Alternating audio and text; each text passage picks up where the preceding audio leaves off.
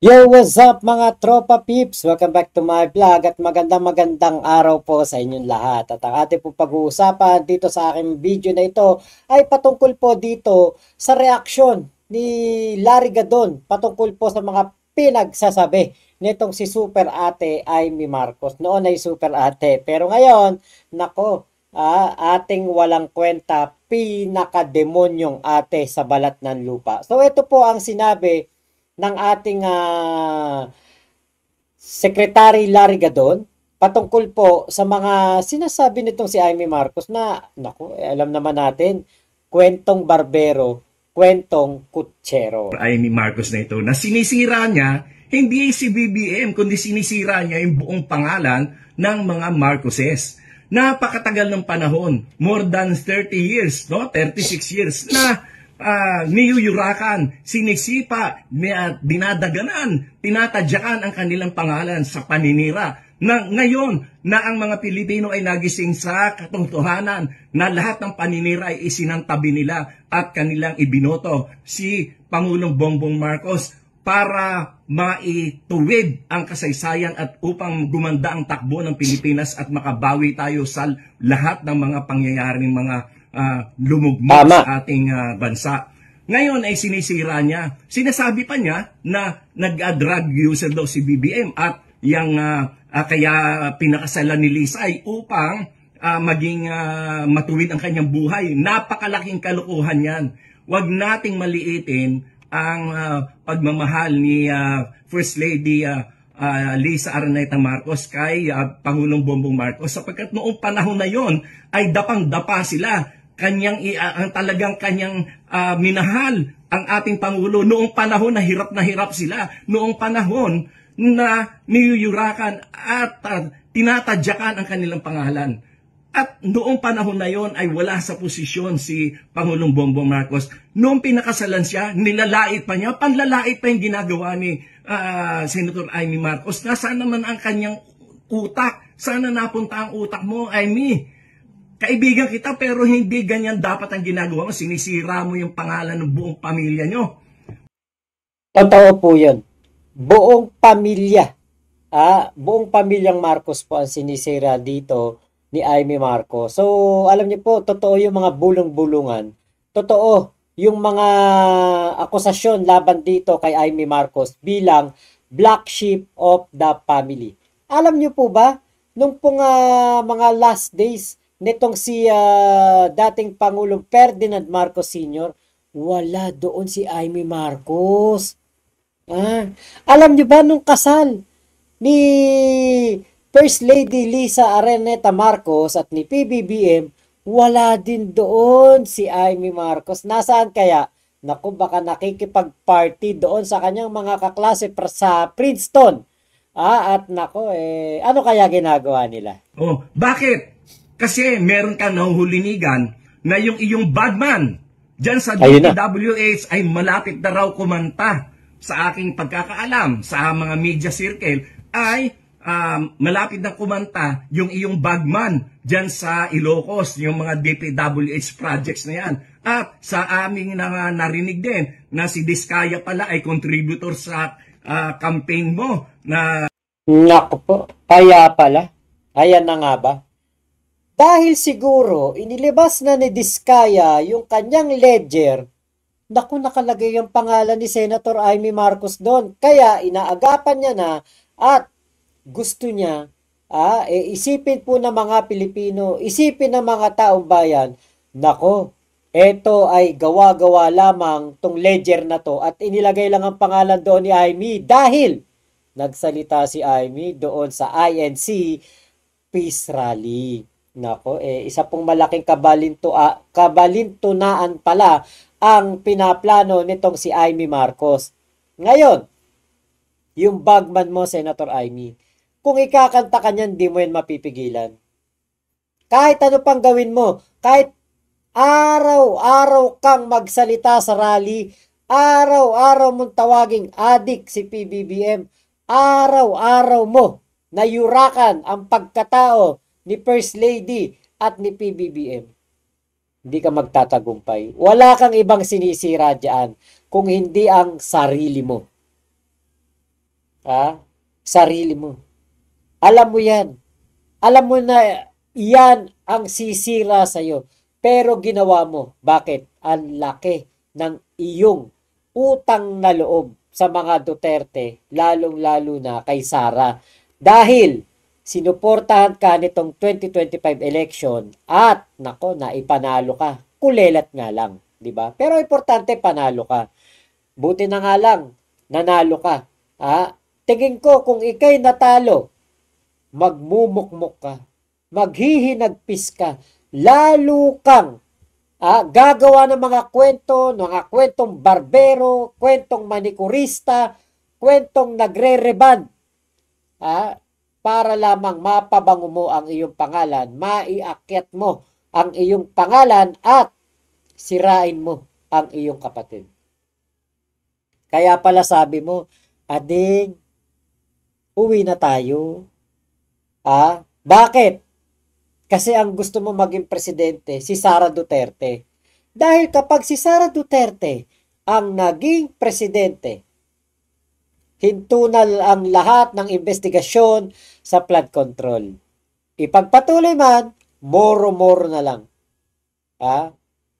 Magkaroon man ng pagpapatuloy sa flood control project, hindi na mababanggit ang mga pangalan ng mga kaalyado ni Sara at ni Digong. Yun ba ang gusto mo mangyari? Amy Marcos, dahil may napipintong isang napakalaking pagkapahiya ng isang Amy Marcos. Kaya pinipigilan mo etong mga investigasyon na ito at ang gusto mong maging presidente at bumaba ang kapatid mo para President Sara Duterte na etong iyong mahal na BFF. Nako. Kaya lang, nabuking at nalaman nitong sila Secretary Larry Gadon na ikaw ay merong pinaplano at uulindigan na nila ang pagsabog ng iyong tunay na pagbabalat kayo na mukhang akala mo walang ninanakaw. Akala mo walang kickback. Papunta na kasi Papunta na kasi sa mga Duterte at sa mga kaalyado nito ang investigasyon ng ICI. Kung naalala ninyo, nagpunta na ang ICI doon sa Davao. Kung naalala ninyo, napakarami pong nakitang ghost project at mga substandard na mga flood control projects doon po sa Davao City. So, inaagapan na ba? Inaagapan na ba? Gusto na ni Amy Marcos na isipin ng taong bayan na kapag lumabas na ang pangalan niya sa ledger ng mga diskaya, sa kanyang bagman, sa kanyang mga kickbacks, iisipin ng taong bayan, invento lang to. Kasi nagsalita si Amy doon sa INC Peace Rally. Nek-nek mo. Donors mo rin sa campaign mo. At yung hindi ka napagbibigyan doon sa mga pwesto na gusto mong ipa-appoint. Kaya ikaw ay galit na galit sa iyong kapatid.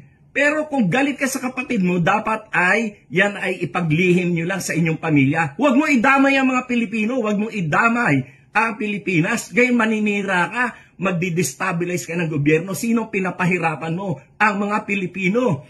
Yan ba ang dapat mong gawin? Dapat mo bang sirain ang ating bansa? Mag-isip-isip ka, Amy. Nasaan ang utak mo? Nako, as usual, nakita natin kung gaano po ka-emotional etong si Secretary Larry Gadon. Nakita natin na siya ilang beses kung gaano po siya ka-sindi ang kanyang mga pagsasalita laban sa mga tumutulig sa kumakalaban sa ating Pangulong Bongbong Marcos. At alam niyo po, eto nga ay malungkot nakatotohanan. Alam niyo, hindi lang naman syempre sa mga pamilya Marcos nangyayari yung ganitong senaryo. Hindi lang naman kay PBBM at kay Amy Marcos nangyayari yan.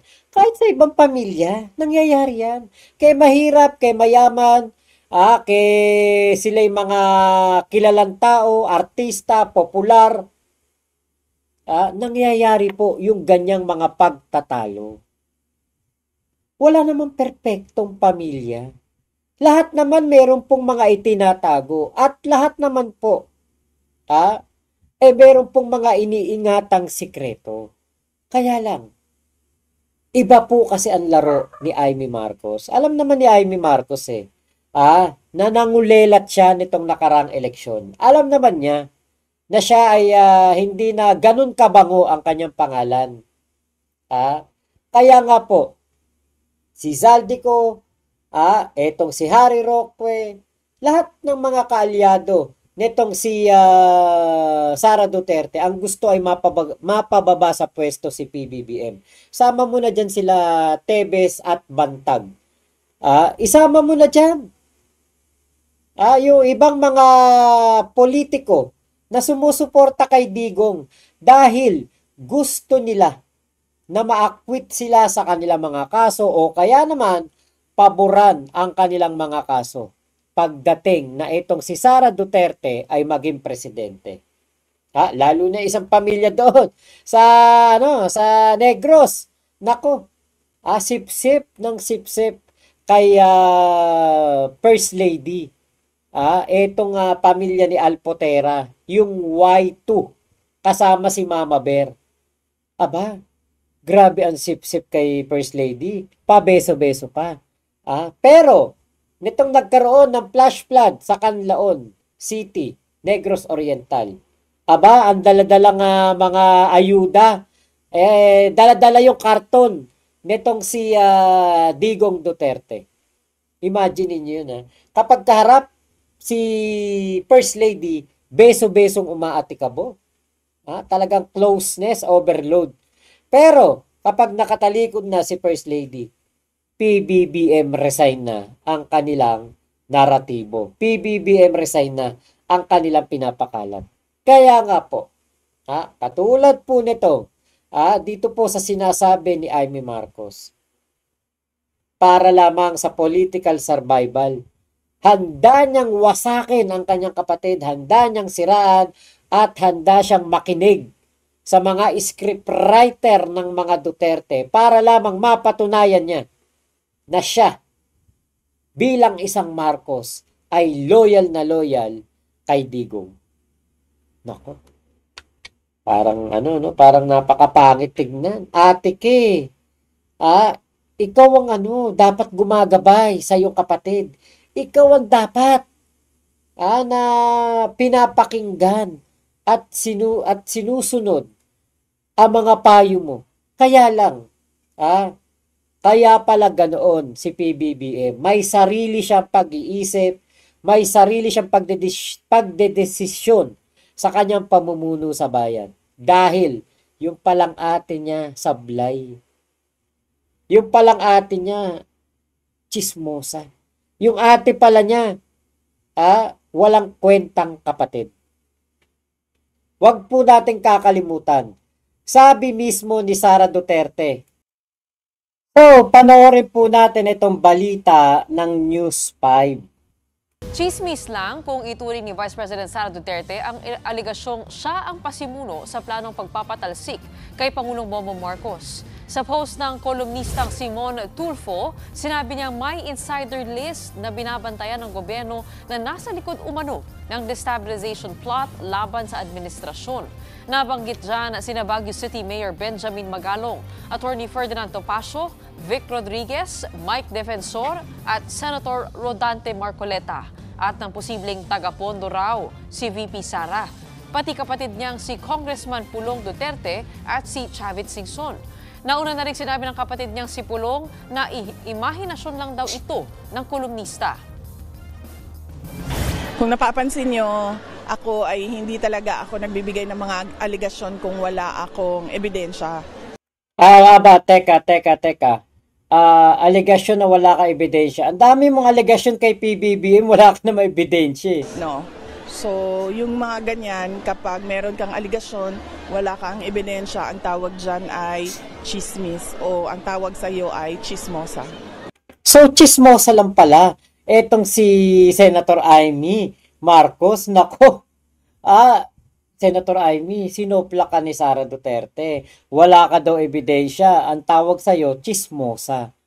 So yan ay maliwanag na maliwanag.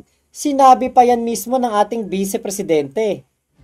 Sa ngayon, binigay na raw ng palasyo sa intelligence community ang Ayan, 'di ba? Kita nyo ha.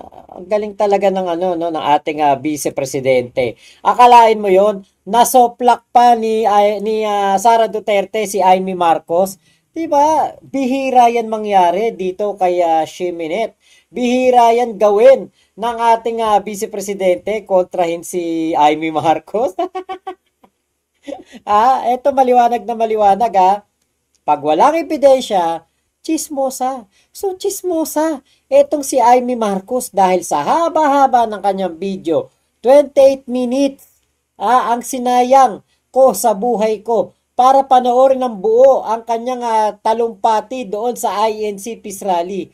Tapos magtatapos na wala man lang pinakita kahit isa man lang na ebidensya sa kanyang alegasyon sa kanyang kapatid. Nako. Ala talaga, no? Ala talagang pupuntahan at talagang lagapak etong si Sara Duterte pagdating ng 2028 kasama si Amy Marcos. Sama-sama silang lulubog sa kanal. Akala ko talaga, totoo yung kasabihan na blood is thicker than water.